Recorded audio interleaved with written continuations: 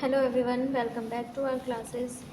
सो students, हमने अपनी previous class में हार्ट का इंट्रोडक्शन पढ़ा था। Heart is a hollow muscular four chambered organ. Heart क्या होता है? हार्ट एक hollow muscular four chambered organ होता है। और हार्ट कहाँ पर प्रेजेंट होता है? थोरैसिक कैविटी में, मीडियस्टेनियम में प्रेजेंट होता है। ठीक है।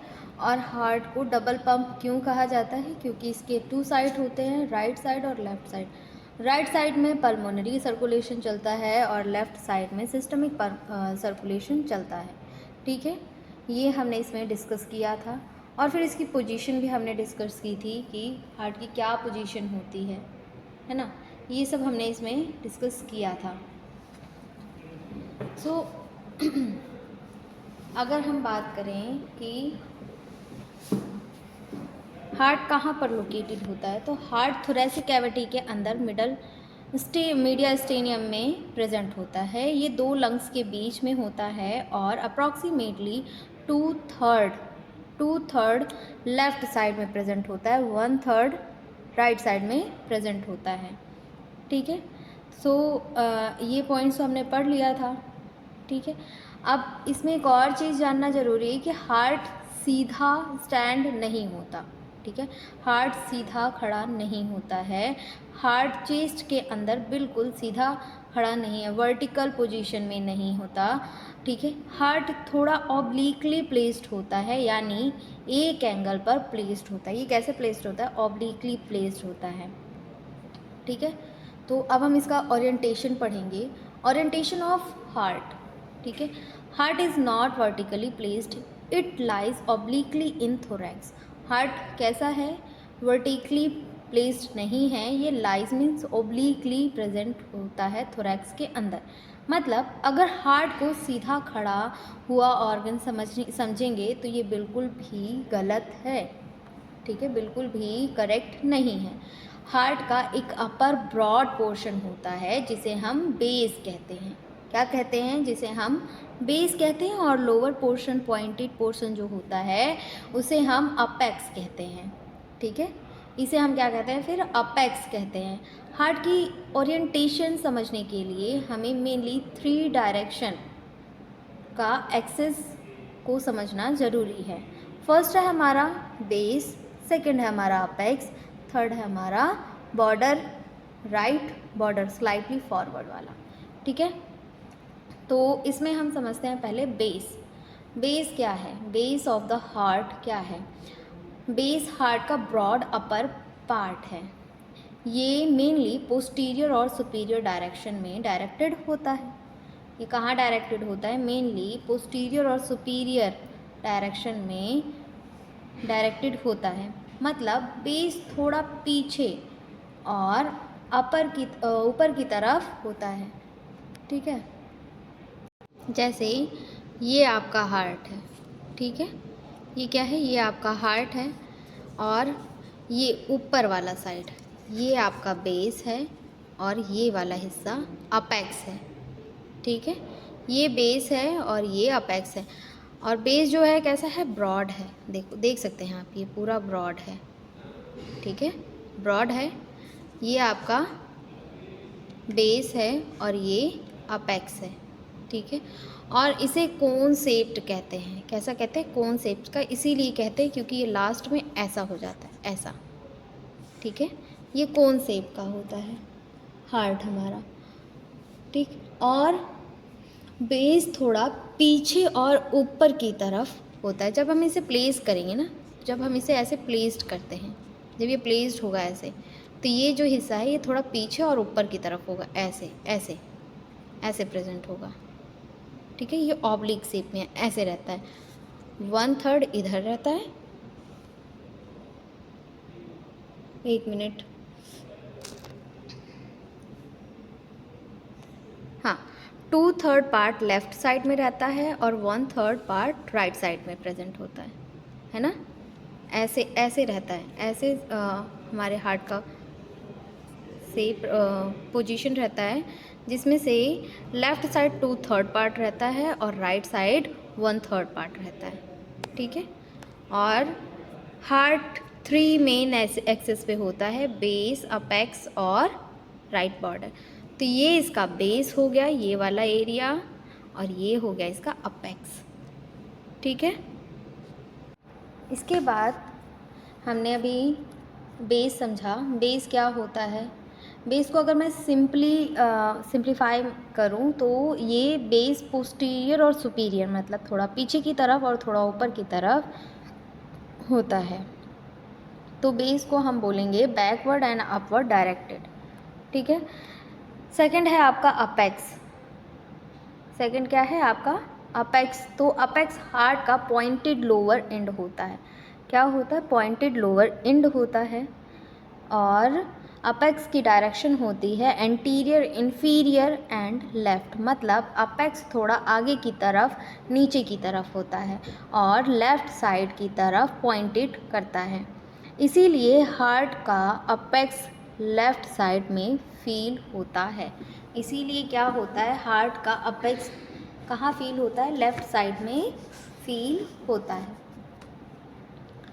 नेक्स्ट है आपका हार्ट का अपर ब्रॉड पोर्शन। क्या होता है? बेस होता है। हार्ट का पॉइंटेड पोर्शन क्या होता है? ये अपेक्स होता है।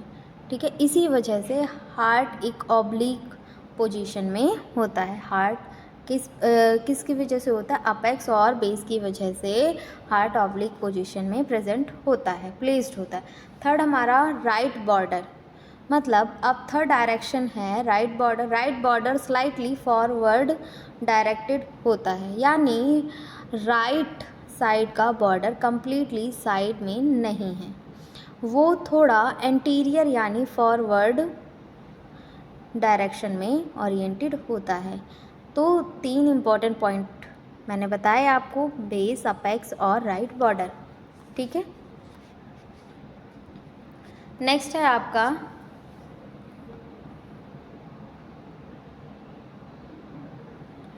जैसे आप लोगों के पास एक क्वेश्चन आता होगा, मन में क्वेश्चन आया, why is the heart obliquely placed, है ना, ये क्वेश्चन है। तो हार्ट ऐसे एंगल पर क्यों प्लेस्ड है? क्योंकि हार्ट की एनाटॉमी और उसके सराउंडिंग ऑर्गन की अरेंजमेंट की वजह से हार्ट चेस्ट में एक ऑब्लिक पोजीशन मेंटेन करता है। ठीक है, इस ऑब्लिकिटी का एक इम्पॉर्टेंट रिज़ल्ट है, ये है कि हार्ट के राइट और लेफ़्ट चैम्बर की पोजीशन सेम नहीं होती। ठीक है, हार्ट के राइट और लेफ़्ट चैम्बर की पोजीशन सेम नहीं होती। ठीक है, नेक्स्ट आपका आता है अब the right chamber are more anterior. ठीक है, राइट एंड लेफ़्ट चैम्बर की बात करते हैं यहाँ पे। राइट और left chamber are more anterior और पोस्टीरियर, मतलब पहला आता है एंटीरियर का। ठीक है, तो इसमें क्या है, left chamber are more posterior. So इसमें आपको बताया गया है हार्ट एक राइट साइडेड चैम्बर है। क्या है? हार्ट एक राइट साइडेड चैम्बर्स। तो स्पेशली राइट एट्रियम और राइट वेंट्रिकल रिलेटिवली ज़्यादा फ्रंट साइड की तरफ पोजिशनेड होते हैं। क्या होता है? हार्ट एक राइट साइडेड चैम्बर, ठीक है, और स्पेशली राइट एट्रियम और राइट वेंट्रिकल रिलेटिवली ज़्यादा फ्रंट साइड की तरफ पोजीशन होते हैं। ठीक है, while left sided chamber relatively back side में। देखो, जो हमारे राइट साइड के चैम्बर है वो फ्रंट साइड में है। सिंपल मैं आपको अगर बताऊँ तो वो फ्रंट साइड में, सामने की तरफ है, तो हमें ज़्यादा दिखते हैं। और जो हमारे लेफ़्ट साइड के चैम्बर्स हैं रिलेटिवली वो बैक साइड में हैं, यानी पोस्टीरियरली प्लेस्ड होते हैं। तो अगर हम हार्ट को फ्रंट से देख रहे हैं, अगर हम हार्ट को फ्रंट से देख रहे हैं तो हमें मेनली राइट साइडेड स्ट्रक्चर का कंट्रीब्यूशन एंटीरियर एस्पेक्ट पर ज़्यादा दिखता है। ठीक है, ये ओरिएंटेशन हार्ट की सरफेस एनाटॉमी को अंडरस्टैंड करने में हेल्प करता है। ठीक है, नेक्स्ट आता है आपका boundaries and relations. Boundaries and relations, तो इसमें क्या दिया हुआ है, यहाँ हम देखेंगे कि हार्ट के आसपास कौन कौन से स्ट्रक्चर्स प्रेजेंट हैं। हार्ट के आसपास कौन कौन से स्ट्रक्चर्स प्रेजेंट हैं, तो ये 5 डायरेक्शंस में समझते हैं इसको। पहला है एंटीरियर, पोस्टीरियर, ठीक है, इंफीरियर, लेटरल और सुपीरियर रिलेशंस। तो स्टार्ट करते हैं। पहला मेरा है इंटीरियर, ठीक है। एंटीरियर रिलेशन, जिसको स्टर्नोकोस्टल रिलेशन भी कहते हैं, ठीक है। इसमें क्या होता है, हार्ट की एंटीरियर सरफेस को स्टर्नोकोस्टल सरफेस भी कहा जाता है। स्टर्नो मीन्स स्टर्नम और कोस्टल मीन्स रिब्स से रिलेटेड है, ठीक है, स्टर्नोकोस्टल रिलेशन। तो स्टर्नोकोस्टल रिलेशन का मतलब है हार्ट का रिलेशन स्टर्नम और रिब्स के साथ होता है, ठीक है। एंटीरियरली रिलेटेड स्ट्रक्चर्स हार्ट के एंटीरियर साइड में mainly sternum, ribs, costal cartilage present होते हैं। सबसे पहले स्टर्नम की बात करते हैं। तो स्टर्नम चेस्ट के फ्रंट में प्रेजेंट फ्लैट बोन है। स्टर्नम क्या है, स्टर्नम चेस्ट के फ्रंट में प्रेजेंट फ्लैट बोन है, जिसे हम कॉमनली ब्रेस्ट बोन भी कहते हैं। क्या कहते हैं, जिसे हम कॉमनली ब्रेस्ट बोन भी कहते हैं। नेक्स्ट है आपका रिब्स 2 to 6। हार्ट का एंटीरियर रिलेशन अप्रॉक्सीमेटली सेकंड से सिक्स्थ रिब के रीजन के साथ डिस्क्राइब किया जाता है और रिब के एंटीरियर एंड्स पर कोस्टल कार्टिलेज प्रेजेंट होते हैं। तो एंटीरियर रिलेशन का सिंपल सीक्वेंस क्या है, स्टर्नम और रिब्स कितनी होती हैं, 2 to 6 इन्वॉल्व होती हैं और कोस्टल कार्टिलेज होते हैं, इनसे इनका हार्ट का रिलेशन होता है। अगर आपसे कोई पूछे कि हार्ट का एंटीरियर स्टर्नोकोस्टल रिलेशन क्या है, तो ये 3 स्ट्रक्चर मेंशन कर दीजिएगा आप लोग, ठीक है। कौन से, स्टर्नम और रिब्स और कोस्टल कार्टिलेज। अगर आपसे कोई स्टर्नोकोस्टल में हार्ट का रिलेशन पूछे तो आप ये 3 एंटीरियर स्टर्नोकोस्टल रिलेशन बता दीजिएगा, स्ट्रक्चर्स बता दीजिएगा, स्टर्नम, रिब्स और कोस्टल कार्टिलेज, सिंपल। नेक्स्ट आता है आपका पोस्टीरियर रिलेशन। पोस्टीरियर रिलेशन का मतलब है बैक साइड। हार्ट का पोस्टीरियर एस्पेक्ट मेनली उसके बेस के रीजन से रिलेटेड होता है, ठीक है। अब ये 4 सेक्शन में डिवाइडेड है, ठीक है। ईसोफेगस, डिसेंडिंग थोरैसिक एओर्टा और वर्टिब्रल बॉडीज़ और थोरैसिक डक्ट, ठीक है। ईसोफेगस, सबसे पहले ईसोफेगस की बात करते हैं। तो ईसोफेगस फूड पाइप है। क्या है ये एक फूड पाइप है। ये माउथ और फेरिंग्स से फूड को स्टमक तक ले जाती है। ईसोफेगस का काम क्या होता है, माउथ से फूड को स्टमक तक ले जाने का काम करती है। और हार्ट के पोस्टीरियर साइड में ईसोफेगस का इम्पॉर्टेंट रिलेशन होता है। अब हार्ट से इसका क्या रिलेशन है, हार्ट के पोस्टीरियर साइड में इसका क्या है, इम्पॉर्टेंट रिलेशन होता है। नेक्स्ट है, इसीलिए हार्ट और ईसोफेगस को एनाटॉमिकली पॉइंट ऑफ व्यू से क्लोजली रिलेटेड स्ट्रक्चर्स माना जाता है, ठीक है। एनाटॉमिकल पॉइंट ऑफ व्यू से इसको क्लोजली इसका रिलेटिव माना गया है। नेक्स्ट आता है आपका descending thoracic aorta. Descending thoracic aorta, aorta body की लार्जेस्ट आर्टरी है। याद रखिएगा, अयोर्टा क्या है, बॉडी की लार्जेस्ट आर्टरी है।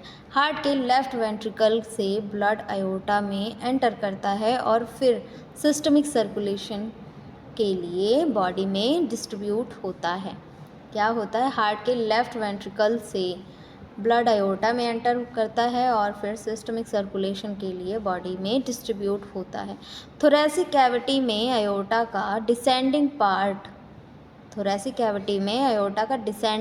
पार्ट के पोस्टीरियर रिलेशन में इंक्लूड किया जाता है। नेक्स्ट है वर्टिब्रल बॉडी। वर्टिब्रल बॉडीज़ में क्या है, अब इसमें T5 और T8 दिया हुआ है। T का मतलब थोरेसिक वर्टिब्रा, मतलब थोरेसिक 5 और थोरेसिक 8। थोरेसिक वर्टिब्रा स्पाइन के थोरेसिक रीजन में प्रेजेंट होते हैं। हार्ट के पोस्टीरियर एस्पेक्ट का रिलेशन अप्रॉक्सीमेटली T5 से T8 वर्टिब्रल बॉडी के रीजन से दिया जाता है। ठीक है, अब नेक्स्ट है आपका थोरेसिक डक्ट। फोर्थ आपका थोरेसिक डक्ट है। थोरेसिक डक्ट लिम्फेटिक सिस्टम का मेजर लिम्फेटिक वेसल है। थोरेसिक डक्ट क्या है? थोरेसिक डक्ट लिम्फेटिक सिस्टम का मेजर लिम्फेटिक वेसल है। ये भी हार्ट के पोस्टीरियर रीजन में एनाटॉमिकल रिलेशन में इंक्लूड किया जाता है। ये भी कहाँ होता है? ये भी पोस्टीरियर रीजन में प्रेजेंट होता है थोरेसिक डक्ट। तो पोस्टीरियर रिलेशन का कंप्लीट सीक्वेंस क्या है? मैंने आपको क्या बताया? ईसोफेगस, फिर डिसेंडिंग थोरेसिक अयोर्टा, फिर T5 से T8 वर्टिब्रल बॉडीज़, फिर थोरेसिक डक्ट। ये पूरे कैसे हैं? पोस्टीरियर रिलेशन है किसके? हार्ट के। ये हार्ट से पोस्टीरियरली इनका रिलेशन है। नेक्स्ट आता है इन्फीरियर रिलेशन। इन्फीरियर रिलेशन क्या है? इन्फीरियर मीन्स बिलो, यानी हार्ट के नीचे का रिलेशन। ठीक है, हार्ट के नीचे का रिलेशन। तो क्या है अब इसमें? एंटीरियर अभी हमने देखा।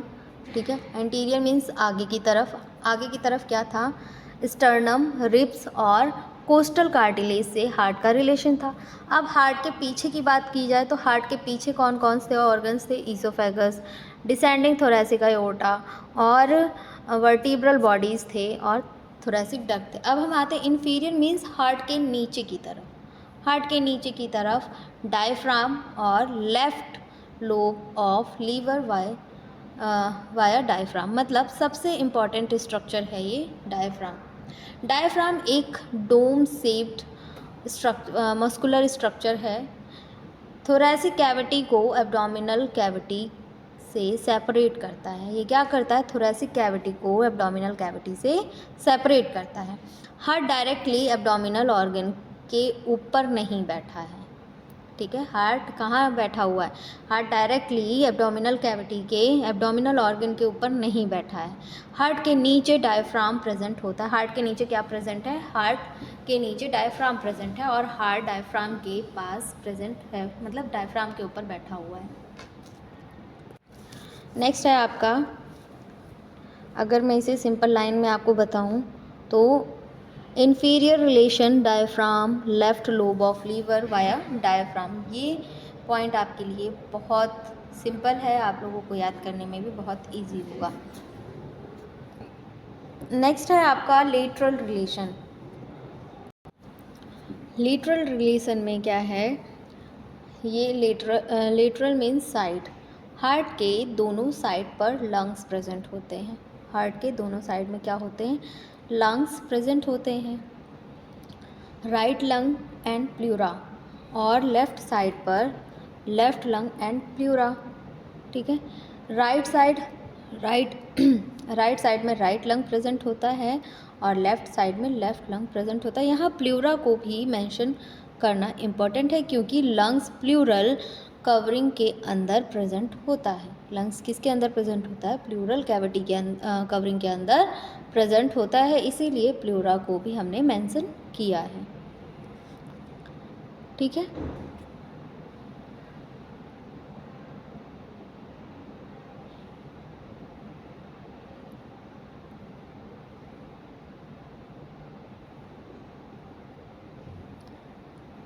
अब जैसे एक विजुअलाइजेशन करिए। इमेजिन करिए कि सेंटर में हार्ट है, राइट साइड में लंग और राइट साइड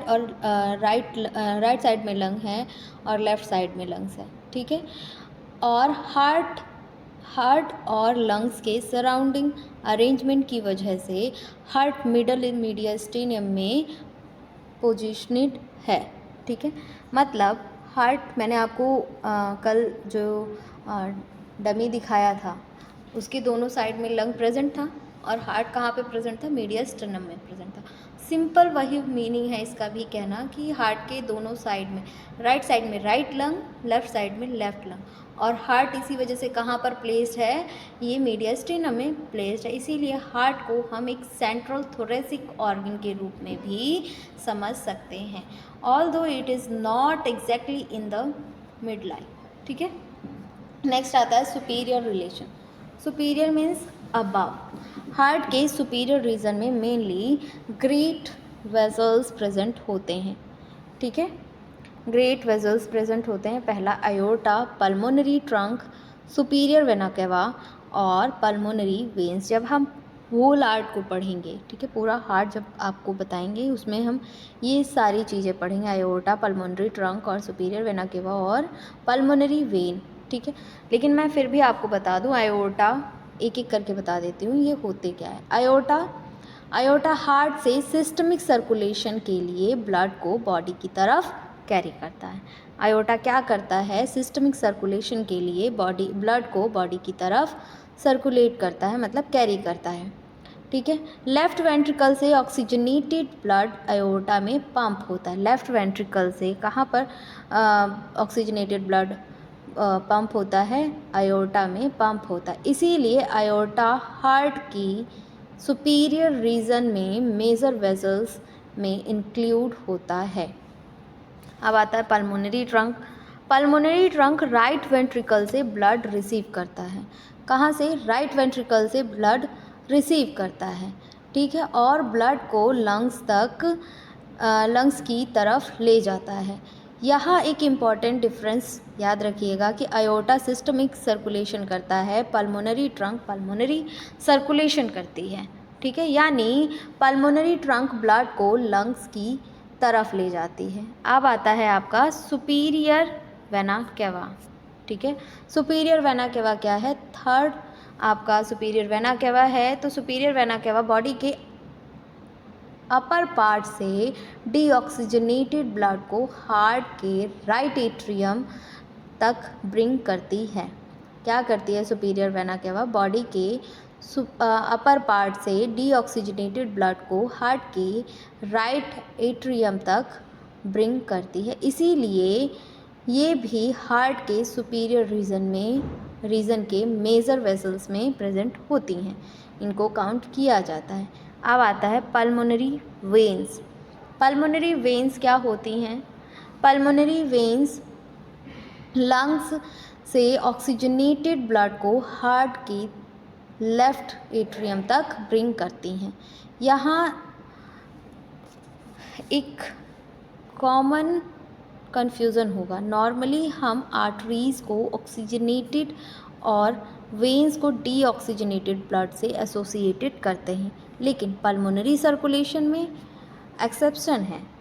ठीक है, लेकिन पल्मोनरी सर्कुलेशन में एक्सेप्शन क्यों है, pulmonary artery deoxygenated blood lungs की तरफ ले जाती है और पल्मोनरी वेन ऑक्सीजनेटेड ब्लड को लंग से हार्ट तक ले जाती है। इसीलिए पल्मोनरी वेन का रिलेशन हार्ट के सुपीरियर रीजन के ग्रेट वेसल्स में इंक्लूड किया गया है। ठीक है, आज हम अभी सिर्फ इतना ही समझते हैं, ओरिएंटेशन ही तक। ठीक है, क्योंकि छोटे छोटे टॉपिक समझेंगे तभी हमें समझ में आएगा। ठीक है, तो इसका एक बार क्विक रिवीजन कर लेते हैं। बाउंड्रीज़ का मैं बता दूं तो एंटीरियर स्टर्नम, हार्ट के एंटीरियर कौन कौन से ऑर्गन प्रेजेंट होते हैं, स्टर्नम, रिब्स और कोस्टल कार्टिलेज। क्या क्या प्रेजेंट होते हैं, स्टर्नम, रिब्स और कोस्टल कार्टिलेज। और पोस्टीरियर रिलेशन किनके साथ होता है इन हार्ट का, ईसोफेगस, डिसेंडिंग थोरैसिक आयोर्टा और वर्टिब्रल बॉडी और थोरैसिक डक्ट की तरफ। ठीक है, और इन्फीरियर रिलेशन डायफ्राम और left lobe of liver via diaphragm. ठीक है, नेक्स्ट लेटरल रिलेशन, तो lateral relation right lungs and left lung और प्लूरा के साथ होता है। ठीक है, नेक्स्ट है सुपीरियर रिलेशन। सुपीरियर रिलेशन में कौन कौन सी वेजल्स होती हैं? इसमें ग्रेट वेजल्स होती हैं, आयोर्टा, पल्मोनरी ट्रंक और सुपीरियर वेना केवा और पल्मोनरी वेन्स होती हैं इसमें, ठीक है। तो ये था हमारा थोड़ा बाउंड्रीज, मतलब रिलेशन क्या था हार्ट के साथ इन ऑर्गन्स का, boundaries and relation of heart, ठीक है। नेक्स्ट हमारा टॉपिक है सरफेस एनाटॉमी। सरफेस एनाटॉमी है हमारा, ठीक है। सरफेस एनाटॉमी में क्या है? सरफेस एनाटॉमी का मीनिंग है, मतलब है इंटरनल ऑर्गन या इंटरनल स्ट्रक्चर की पोजीशन को external body surface specially chest wall पर आइडेंटिफाई या मार्क करना। क्या है? Surface anatomy is the method of marking internal organ structure on the external chest wall. मतलब इंटरनल ऑर्गन या इंटरनल स्ट्रक्चर की पोजीशन को external body surface specially chest wall पर आइडेंटिफाई या मार्क करना। हम चेस्ट के बाहर से एस्टिमेट करते हैं कि अंदर हार्ट किस पोजीशन पर होगा, ठीक है। अंदर हार्ट किस पोजीशन में प्रेजेंट है, इसका क्लिनिकल इम्पोर्टेंस बहुत ज़्यादा होता है, ठीक है। और हम सरफेस एनाटॉमी को क्यों पढ़ते हैं? Why do we study surface anatomy? So surface anatomy mainly clinical examination में यूज़फुल होती है। डॉक्टर या हेल्थ केयर प्रोफेशनल जब पेशेंट का एग्जामिनेशन करते हैं, ठीक है, जब पेशेंट को एग्जामिन करते हैं तो उससे पता होना चाहिए, ठीक है, डॉक्टर को या फिर प्रोफेशनल हेल्थ केयर को पता होना चाहिए कि हार्ट के अप्रॉक्सीमेटली चेस्ट के किस एरिया में प्रेजेंट है, ठीक है, चेस्ट के किस एरिया में प्रेजेंट है। फॉर एग्ज़ाम्पल जैसे हार्ट के डिफरेंट एरिया को अस्कल्टेट करने के लिए स्पेसिफिक चेस्ट लोकेशन यूज़ की जाती है। इसी तरह कार्डियक एग्जामिनेशन में चेस्ट वॉल पर हार्ट के एनाटॉमिकल लैंडमार्क्स को समझना इम्पॉर्टेंट होता है। तो सरफेस एनाटॉमी हमें इंटरनल हार्ट स्ट्रक्चर को एक्सटर्नल चेस्ट वॉल से कोरिलेट करने में हेल्प करती है। इसीलिए हमें surface anatomy of the heart पढ़ना ज़रूरी है, ठीक है। इतना समझ में आया क्यों हमें पढ़ना चाहिए? Why do we study surface anatomy? क्योंकि हमें बाहर से भी पता चले कि हमारा हार्ट कहाँ पर लोकेटेड है, डॉक्टर और हेल्थ केयर प्रोफेशनल आइडेंटिफाई कर सकें कि किस जगह पे कौन सा ऑर्गन प्रेजेंट है। अगर हार्ट की बात करें तो हार्ट किस पोजीशन में है, ठीक है, कहाँ पर लोकेटेड है, ये उन्हें बाहर से भी पता चल सके, ठीक है। सो क्लास आज हम क्लास यहीं पर ही एंड करते हैं। इतना ही अभी हम लोगों के लिए काफ़ी है। आज हमने इसमें ओरिएंटेशन ऑफ द हार्ट पढ़ा, इसके बेस और अपेक्स और राइट बॉर्डर पढ़े, ठीक है, और फिर इसके बाद इसकी बाउंड्रीज़ एंड रिलेशंस पढ़े, ठीक है। सो आज क्लास हम लोग यहीं पर एंड करते हैं। और एंड करने से पहले एक नोटिस है आप लोगों के लिए, अगर आप लोग अपना मेडिकल स्टोर चला रहे हैं और उसे फार्मा क्लिनिक में चेंज करना चाहते हैं तो आपके लिए बेस्ट है टेलीमेडिसिन कोर्स। इसमें आपको बताया जाएगा कि कैसे आप अपने मेडिकल स्टोर को कॉरपोरेट मेडिकल स्टोर से बेहतर कर सकते हैं और एक हेल्थ केयर का इकोसिस्टम डेवलपमेंट कर सकते हैं, ठीक है। और इसमें आप डॉक्टर से ऑडियो वीडियो कॉल पर भी कनेक्ट हो सकते हैं